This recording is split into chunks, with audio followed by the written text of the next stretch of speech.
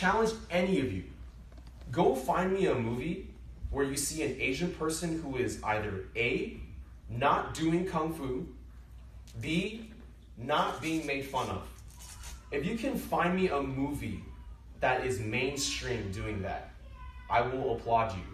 Because I will tell you right now, that's never the case. The last time I saw an Asian person that I can remember is, I remember Star Wars, there was an Asian person. He had maybe 10 minutes in the whole film. He sounded, honestly, really dumb.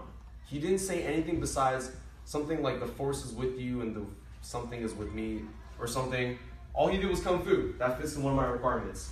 Go look at Spider-Man Homecoming. You got Fat Ned, who's basically a joke the entire film. He looks kind of Asian. Then the other Asian person who shows up in that film is at the very, very end.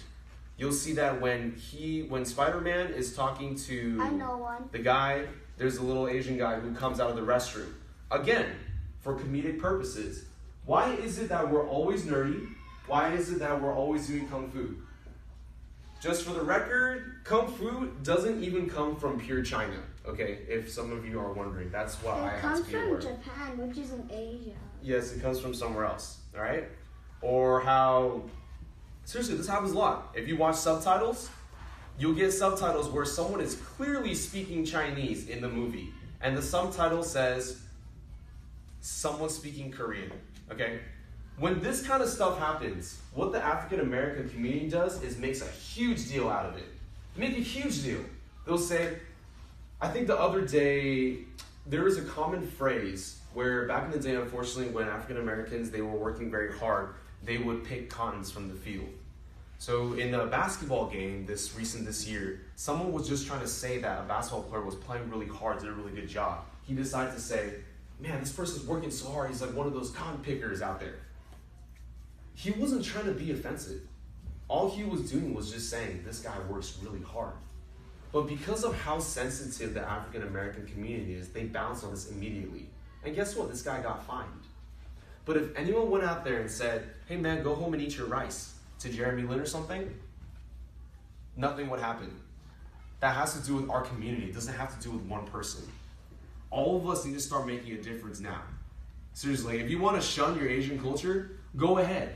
But you're going to be shunned by every other culture out there. And I'm almost guaranteed of that because I have tried that before, okay? And when I was in college, I went to school in Berkeley, which is right next to Oakland. I worked with a lot of African Americans, a lot of Latino kids. They appreciated me because they never thought that they think of our race somehow as stuck up, that we think that they're too dirty for us to deal with. So they appreciated me being there to help them.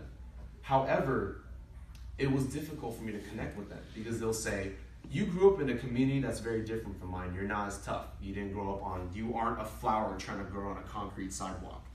Because of that, that's when it made me realize, maybe I need to go help my own community. I mean, I am Asian. I am Asian American after all. So no matter what I do, no matter what I try to change, that's always gonna be me. To sum this up, I really hope all of you do take some time to maybe learn a little bit about your ancestry. And I'm saying, like, I know some of you are not strict Chinese, some of you are not strict Taiwanese. I honestly do not care which race you are from. But I hope that you are genuinely at least a bit proud of it, or that you can find a way to be proud of it. Otherwise, you have a long and painful life, full of you just not able to figure out what your identity is. All right? Okay, that's what I have for today.